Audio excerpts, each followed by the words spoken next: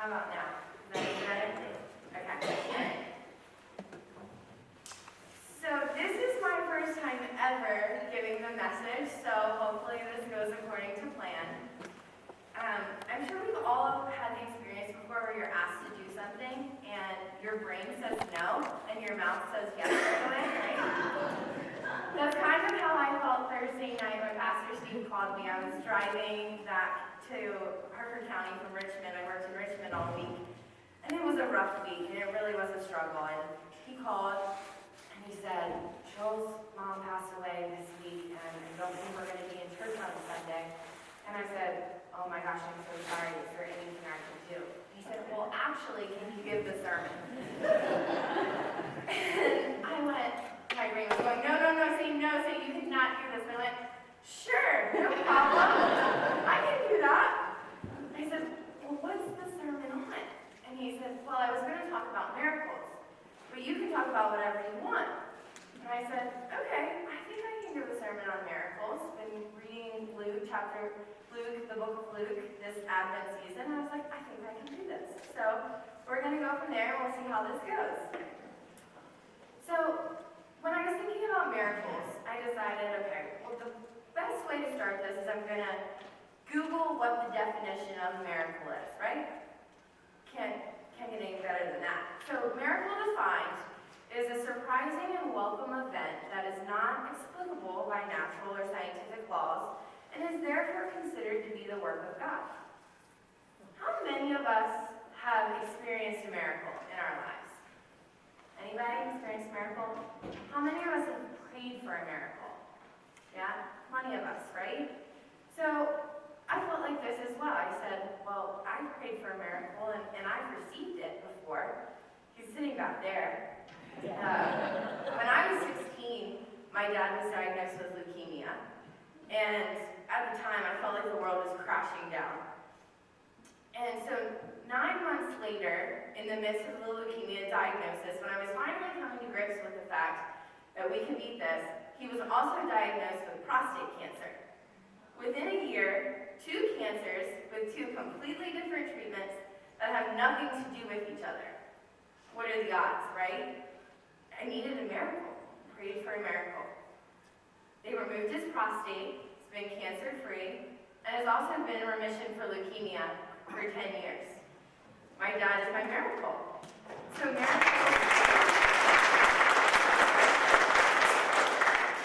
miracles exist. When I was thinking about today's scripture, and I was thinking about miracles, I went to Luke chapter 1, and the story of Elizabeth. Who knows the story of Elizabeth? Anybody?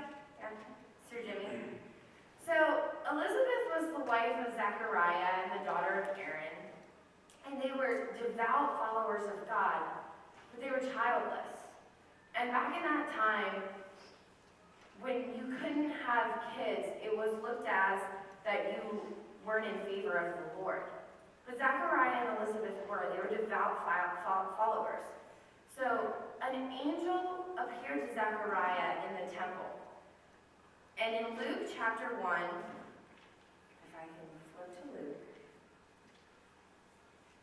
verses 13 through 16. But the angel told him, don't be afraid, Zechariah. God has heard your prayers. Your wife Elizabeth will have a son, and you must name him John. His birth will make you very happy, and many people will be glad. Your son will be a great servant of the Lord. He must never drink wine or beer, and the power of the Holy Spirit will be with him from the time he is born. Now, Zechariah, he questioned the angel because they were really old, and he wasn't sure that they would ever have children before, and they prayed and prayed and prayed for it for years.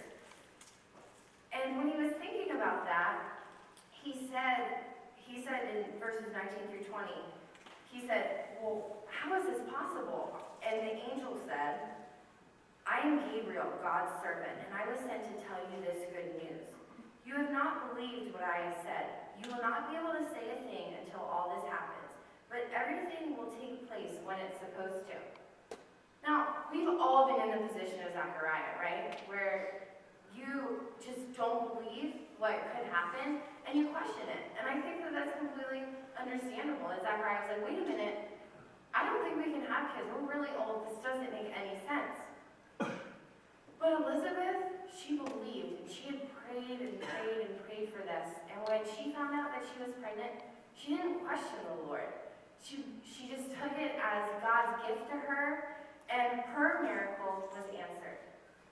So I felt like when I was reading this, and God answers your prayers and miracles exist, I started thinking about other types of miracles. Maybe miracles that we weren't really expecting, things that we actually had not prayed about, and then when you think back about it, you're like, that was a miracle I was never expecting.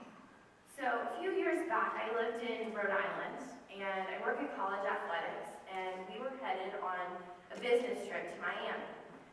And there was about 5 or 6 of us from my office we were going, and on the way, the flight down, we had a one-way flight, no layovers, no anything.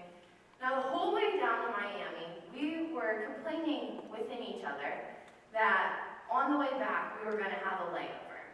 And how unfortunate that was gonna be and how it was gonna mess up our weekend plans.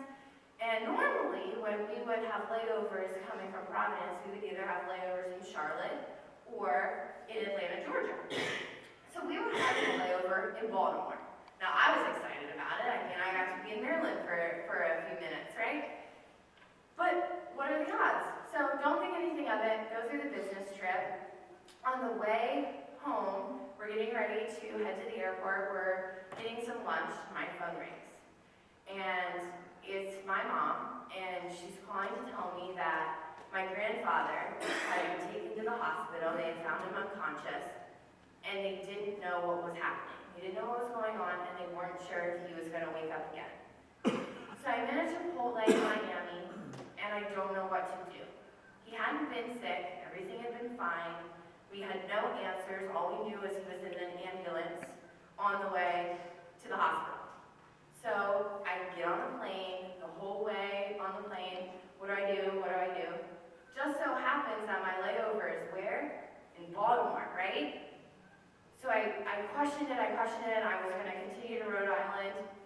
Got off the plane. Didn't get back on the plane. Dad picks me up. We head to the hospital. My cousin Jody is in Louisville, Kentucky. She gets the call. She gets in the car. She starts driving north. Now, she hits snow in West Virginia. She hits all the bad weather. She makes it to the hospital. By the time we realized when I had gotten to the hospital, things were not looking good. Didn't think he was going to make the night. Didn't think he was going to make a few more hours. So Jody's driving, right? She's still like 4 hours away. She gets to the hospital and walked in that room. 20 seconds later, he took his last breath. Now, was that a miracle? We made it. We all made it. When I woke up that morning, was I expecting a miracle? No. I had no idea. And while it was happening, I didn't see it as a miracle. It took, after we buried him, after months later thinking back about it, that is one of those miracles in my life that I'll never forget. And it was one that I wasn't expecting.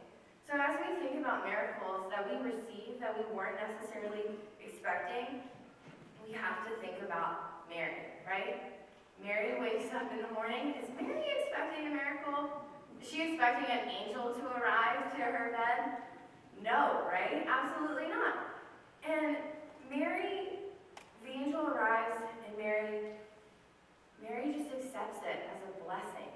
And without Mary's acceptance of the blessing of Jesus, we wouldn't be where we are today. We wouldn't have so many miracles in our lives. Do we think that Mary saw it as a miracle that morning? Probably not. She probably thought, what in the world is happening? I'm pregnant. I'm not married yet. How am I going to tell Joseph? All these things had to be going through Mary's mind. But Mary took God's favor and saw it as a blessing. And she didn't know it was a miracle. We didn't know it would be a miracle. And without the miracle of Jesus, we wouldn't be where we are today. So, in closing, let us pray. Dear Lord, thank you for the miracles in our lives. Please help us to remind ourselves that we can see miracles that we weren't even expecting. Like Mary and baby Jesus, there's good